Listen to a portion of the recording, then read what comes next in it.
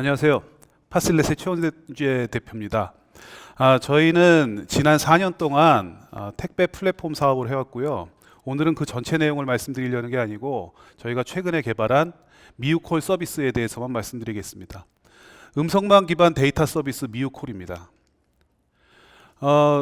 지금 많은 데이터 월드에서 앱이 많이 사용되고 있죠. 그렇지만 아직도 앱보다 전화가 많이 쓰이는 영역도 있습니다.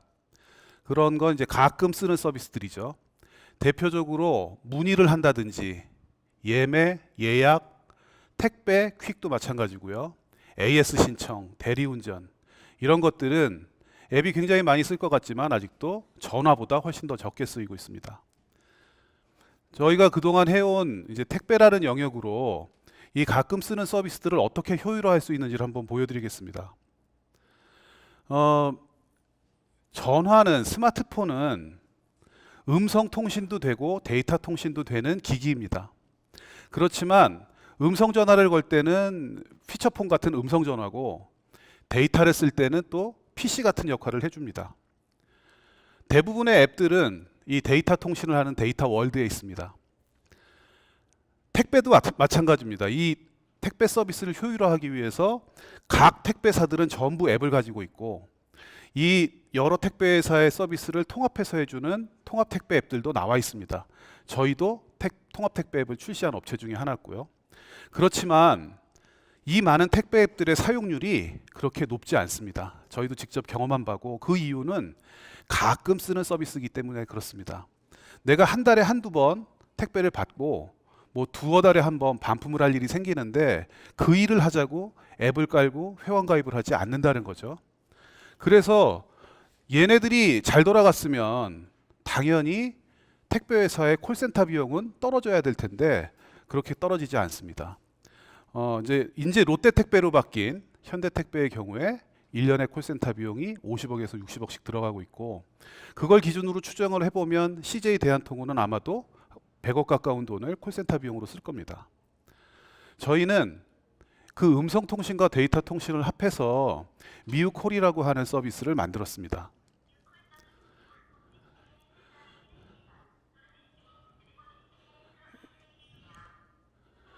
예, 지금 화면이 잘 안 보이는데 전화를 걸면 그 전화 음성망에서 데이터를 연결해 주는 겁니다.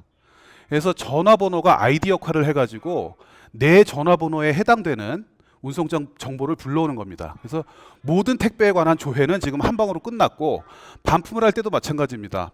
내가 받은 상품 중에 반품을 선택하고 반품 사유를 넣고 그다음에 이제 DB가 거꾸로 적용이 돼서 내가 이제 보내는 사람이 되는 거죠. 그리고 나서 결제 수단을 선택하고 마무리를 하면 반품 접수가 다 마무리된 겁니다. 마찬가지로 소포를 보낸다든가 똑같은 원리로 퀵을 이용할 때도 쓸 수가 있습니다. 미유콜의 개념을 다시 말씀을 드리면 저희는 이 개념을 서비스 온 콜이라고 이름을 붙였습니다. 콜 위에서 올라가는 데이터 서비스라는 의미고요. 음성 전화는 일반적인 데이터 서비스하고는 순서가 좀 다릅니다. 일반적인 PC에서 데이터 서비스를 하게 될 때는 먼저 PC에 접속이 돼 있고 사용자가 누구인지를 서버가 알게 하기 위해서 제가 로그인을 하게 됩니다. 회원가입도 해야 되고 전화는 거꾸로죠. 전화를 먼저 걸고 콜러 아이디에 대해서 010-969-2995 최원재구나 알고 그 다음에 네트워킹이 일어납니다. 그런 특징을 이용해서 음성망에서 데이터 서비스를 하게 되면 이런 특징이 생기는 겁니다.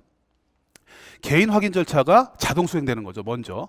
그래서 그 개인 확인에 의해서 그 사람만의 서비스를 제공하는 거고 그 다음에 쉬운 접근성입니다. 앱을 깐다던가 웹사이트에 접속하고 회원 가입을 하지 않고 바로 서비스를 받을 수 있는 거죠.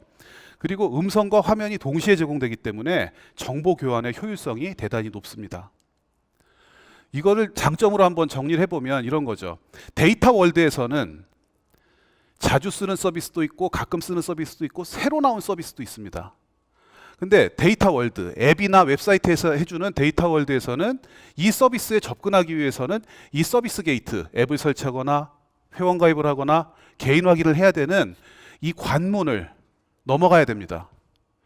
페이스북이나 온라인 쇼핑몰 앱이나 내가 주로 사용하는 신한은행 앱이라면 당연히 이 게이트를 넘어가겠죠. 그렇지만 가끔 쓰는 서비스, 예매, 예약, 문의, 택배, 퀵은 이 서비스 게이트를 넘어가기가 어렵습니다. 마찬가지로 이 게이트는 점점 높아지기 때문에 새로운 서비스도 출시되는 마케팅 비용이 굉장히 많이 드는 거죠. 저희는 이 서비스 게이트를 이 뒤로 밀어놨습니다. 그리고 미우 콜에 의해서 요 가끔 쓰는 서비스들을 서비스하는 겁니다. 두 번째 장점은 전 이게 훨씬 더 중요하다고 보는데, 이게 예를 들어서 전형적인 뭐 저희가 지금 제안하고 있는 한진 택배나 아니면 피자헛이나 뭐 다 마찬가지입니다. 콜센터를 다 운영하고 있죠. 그렇지만 이 콜센터는 별도됩니다. 피자헛이나 한진 택배가 잘 만들어 놓은 이 IT 월드하고는 완전히 다르게 이루어지고 있습니다. 그런데 저희가 미우콜 서버 플랫폼을 통해서 이 두 가지 세계를 연결해 주는 겁니다. 그렇게 되면 어떤 일이 일어날까요? 개인 인증 고객은 이 음성 전화만을 통해서 내가 받을 수 있는 서비스를 받고, 회사 입장에서는 고객한테 맞춤 정보, 상품 추천을 할 수가 있는 겁니다. 동시에 고객의 중요한 데이터도 얻게 되겠죠. 전화라고 하는 채널이 컴플레인만 받던 채널에서 CRM의 중요한 채널로 바뀌는 겁니다. 통신 영역도 우리 회사가 가지고 있는 IT 월드의 하나로 들어오는 거죠. 저희가 이제 미우콜에 의해서 택배 영역으로 접근하려고 하는 전략은 이렇습니다.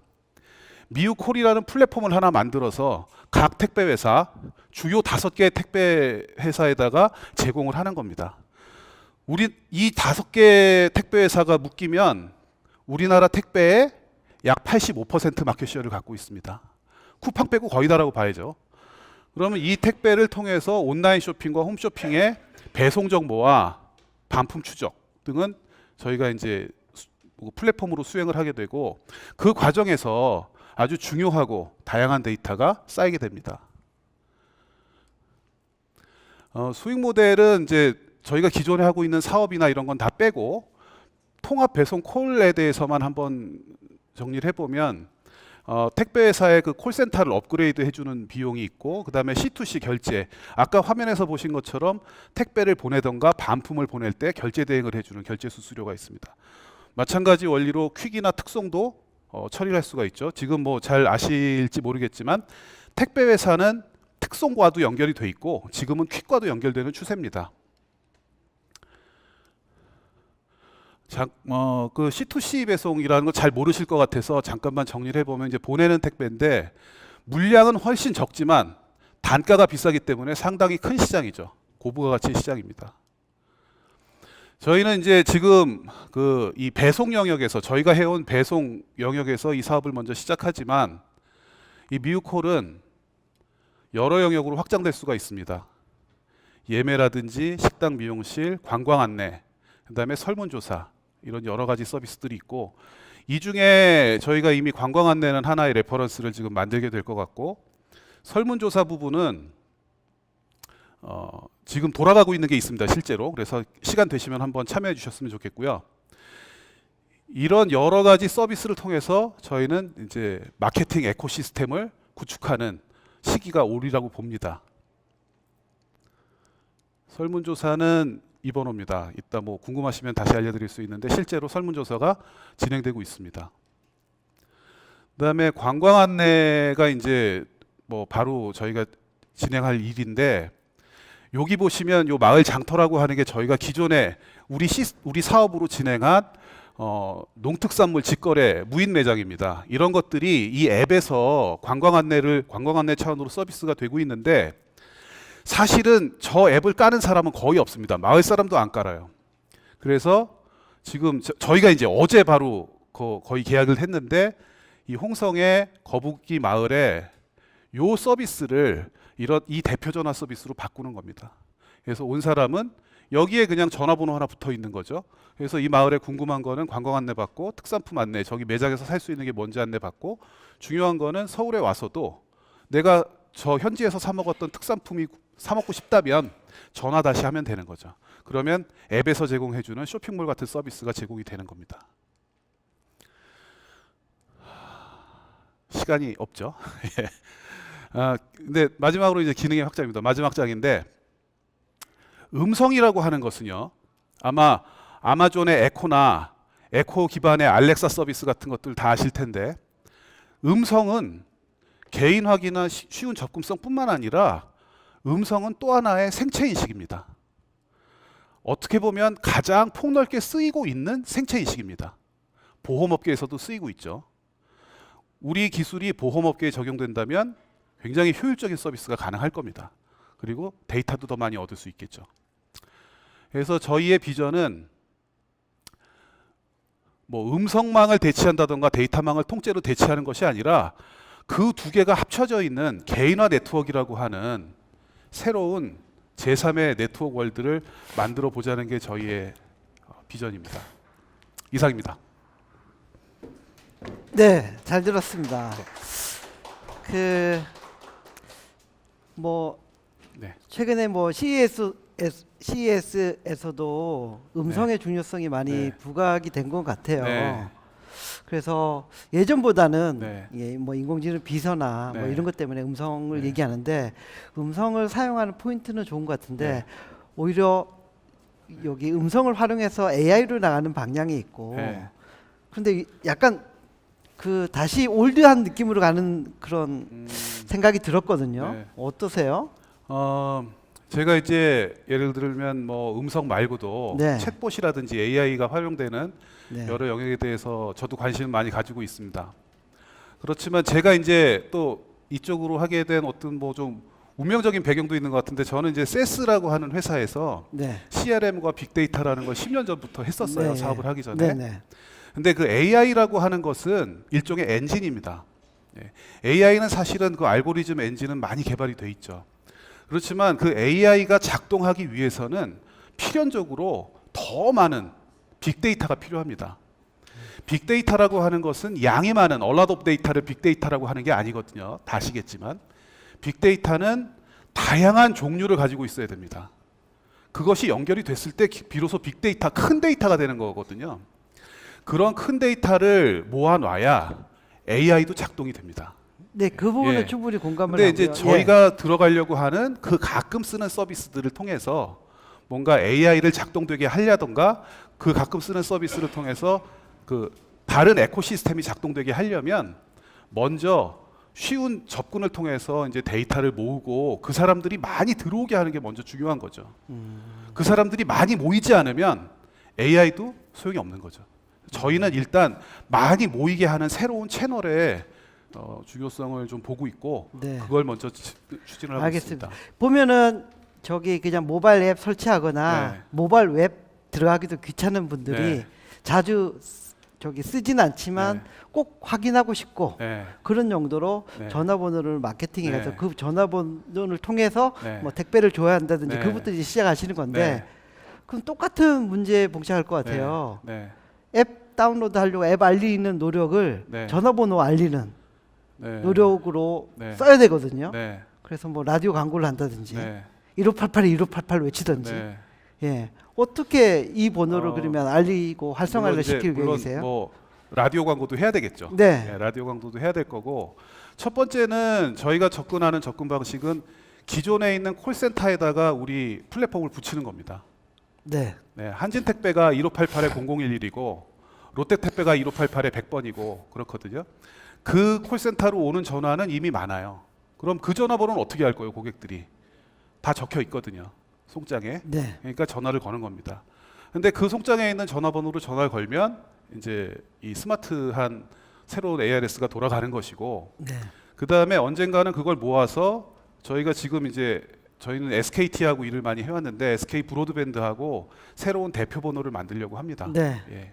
뭐 그런 전략으로 진행하려고 합니다.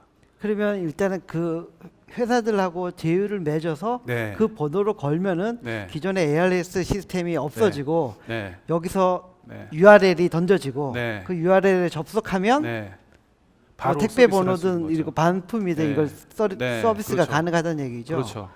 근데 그 뭐 처음에 이런 발상을 해서 이렇게 접근하는 거는 네. 괜찮은 것 같은데 그 누가 진입 장벽이 좀 약하지 않을까라는 생각이 들거든요. 이거 따라하기가 네. 어려운 그런 어, 게 아닌 게 이제 느껴지거든요. 저희가 뭐 특허도 출원해놨고 한데 일단 기술적으로는 생각보다는 조금 진입장벽이 있습니다. 아, 그래요? 예. 물론 개발하려면 개발하죠. 그렇지만 저희가 그 전에 이제 그 미우 박스라고 하는 설비를 할 때도 네. IT와 전기가 비슷한 것 같지만 굉장히 다르거든요.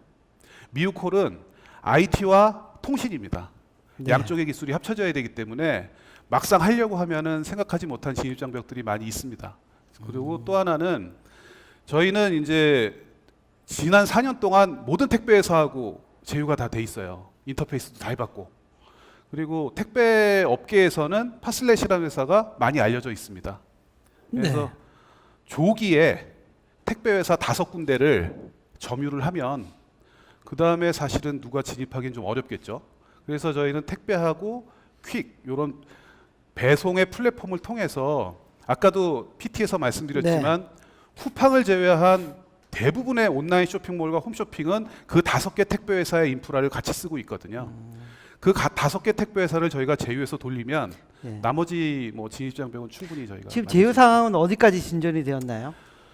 뭐 지금 한지는 인천 창조 저희가 이제 요 모델 가지고 네. 12월 달에 인천 창조경제에서 상을 받고 인천 창조경제혁신센터가 이제 한진에다가 제안을 해주고 있는 상황이고 네. 그래서 한진부터 시작해서 지금 롯데택배하고 뭐 CJ대한통운에도 이제 제안은 돼 있지만 저희가 인천 창조경제혁신센터랑 같이 하는 비즈니스 모델을 만들려고 네. 한진부터 시작하려고 합니다. 알겠습니다. 회사의 가장 큰 장점이 뭔가요? 이런 그런 저희 회사의 사장님께서 그런 뭐 네. CRM이나 이런 빅데이터 서비스를 해봤다는 게 장점인가 아니면 회사의 아니, 장점을 뭐, 한번. 저희는 지난 4년 동안 택배업계에서 플랫폼을 만들면서 다양한 경험을 쌓았습니다.